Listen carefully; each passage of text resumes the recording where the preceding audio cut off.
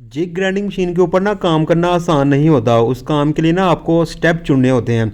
मैं आपको gauge fixture दिखा रहा हूँ। इसको बनाने के लिए भी स्टेप वाइज हमें काम करना पड़ेगा। तो सबसे पहले मैंने यहाँ पे पिनों को इसके अंदर प्रेस किया है। तो पिनों को प्रेस करने का क्या प्रोसीजर है वो इसी वीडियो के अंदर मैं आपको दिखाने वाला हूँ। अभी मैं आपको शुरू करने से पहले यही कहूँगा कि भाई इसकी सबसे पहले आप ड्राइंग समझें। जो ड्राइंग है ना उसके अंदर ये पार्टीशन की हुई है। सबसे पहले आपने इसकी बेस तैयार करनी है, फिर ये पिन तैयार करनी होगी। इस पिन के लिए इसका होल ग्राइंड करना होगा। फिर ये एक अलहदा से बुश है। इसी तरीके से ये 3 बुश है और एक बड़ा बुश है और इसी के 3 होल और एक बड़ा होल होगा। इसी के मुताबिक है। तो सबसे पहले स्टार्ट करने से पहले मैं इसको डायल करूँगा।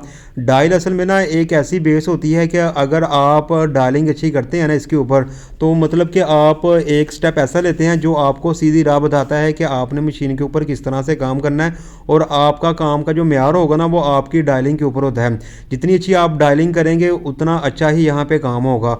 तो भाई डायल मैंने जॉब को करने के लिए ना सबसे पहले मैंने जो स्टेप लिया था कि इसके 2 होल जो है उनको मैंने सीधा करना है। तो सीधा करने के बाद फिर इसको डायल करूँगा। इनको असल में ना इतनी छोटी जॉब हो और छोटे साइज़ के होल हों, इनको सीधा करना बहुत ही मुश्किल होता है। और ऊपर से इसको मैंने पकड़ा भी मैग्नेट के ऊपर। तो मैग्नेट के ऊपर ग्रिप भी रहनी चाहिए और इनकी जो अलाइनमेंट है होलों की वो सेंटर टू सेंटर भी सीधी होनी चाहिए। इसीलिए डायल का अमल ना बहुत ही मुश्किल होता है, लेकिन इस टाइम तो लेता है। जब आप डायलिंग के ऊपर टाइम लगाते हैं ना तो मतलब कि आप जॉब पे चलने की बुनियाद बनाते हैं और उसी बुनियाद के ऊपर आप काम करते हैं। तब आपका जो साइज़ है और जो एक्सिस है वो बिल्कुल सही रहते हैं। तो दोनों होलों को मैंने अलाइन किया। अलाइन करने के बाद इसका सेंटर करूँगा। जो सेंटर वाला होल है ना उसी को मैं बेस मानूंगा। उसी को बेस मानते हुए आगे चलूँगा, क्योंकि ड्राइंग में वही बता रहा है कि आपने सेंटर वाले होल को बेस मानना है। तो सेंटर वाले होल को मैं दोबारा से डायल कर रहा हूँ। इसको डायल करने के बाद एक्स एक्सिस और वाई एक्सिस को मैं 0 0 कर दूंगा। जब 0 होगा तो इसी के ऊपर मैं इस जॉब के सेंटर पे खड़ा हूँ। तब मैं लेफ़्ट और राइट और इसका जो ऊपर एक होल है उसी की लोकेशन पे आसानी के साथ जा पाऊँगा। ये हमारी जॉब डायल होगी है। डायल करने के बाद ना मैंने डिसाइड किया कि मैं सबसे पहले ऊपर वाला होल ग्राइंड करूँगा। तो यहाँ पे मैंने उसी की डाई के मुताबिक ना व्हील लिया है और व्हील को अब मैं शुरू करूँगा। शुरू करने के लिए मशीन को मैंने ऑन कर लिया है। तो ये मेरा काम स्टार्ट हो गया हुआ है।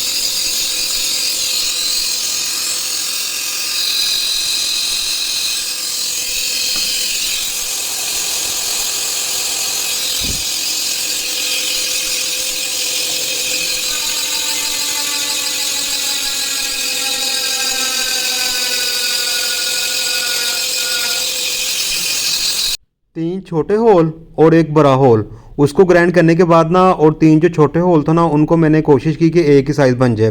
तो उनका एक साइज़ बनाने के बाद और बड़े होल को मैंने ग्राइंड किया अच्छे से। वो हमारी बेस थी। उसको ग्राइंड करने के बाद अब मैं ना पिन्ने तैयार कर रहा हूँ। ये छोटी होल की पिन्ने तैयार हो रही हैं।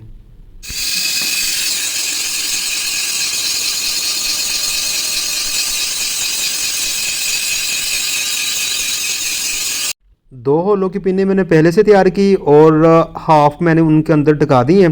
तीसरी भी मैंने टिका दी। अब ना ये प्रेसिंग के लिए रेडी है। अब इनको मैं प्रेस पे लेके जा रहा हूँ। यहाँ पे ना जॉब की बेस बन रही है। प्रेसिंग बिल्कुल सही हो और ऐसी प्रेसिंग हो कि आपकी जो सीसी है वो बिल्कुल सही है। तो ये हमारी प्रेसिंग मशीन है। तो भाई यहाँ के ऊपर ना मैं जॉब को प्रेस करूँगा और प्रेस आपको मैं दिखाता हूँ किस तरह मैं इसको करूँगा।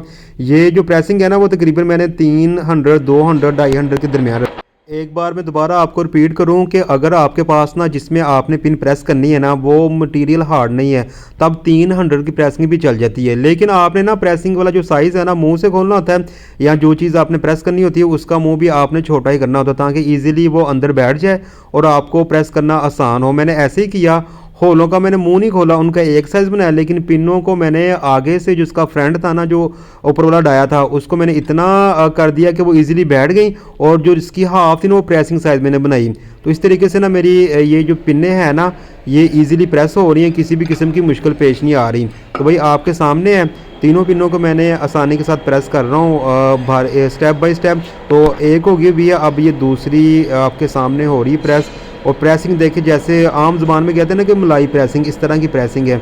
ज़रा भी ना ऐसा फोर्स इतनी नहीं लगेगी कि भाई बहुत ज़्यादा जान लगानी पड़ जाए, ऐसा नहीं है। तो इसीलिए ना हमेशा आपने जिस चीज़ पे किसी भी पिन को प्रेस करना हो, प्रेसिंग वाला जो मटेरियल है ना उसको देख के आपने प्रेसिंग को मैनेज करना होता है। तो मैंने यहाँ पे 300 प्रेसिंग रखी है और वो मुंह उसका बिल्कुल लूज़ कर दिया था ताकि वो बैठ जाए। तो जब हमारी ना मुकम्मल तौर पे तैयार हो चुकी हुई है, आज का जो टास्क था ना वो मेरा कंप्लीट हुआ। यही था कि आज पूरे दिन के अंदर ना मैं इतना काम करूँगा, तो बकिया आपको दिखाऊँगा बाद में।